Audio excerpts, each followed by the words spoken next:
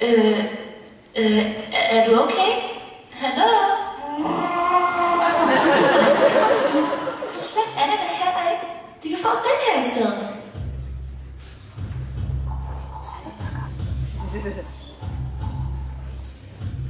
Hvad bilder du dig ind? Jeg er den ægte lille havfrue. Du er bare en kopi. Undskyld mig. H.C. Andersen.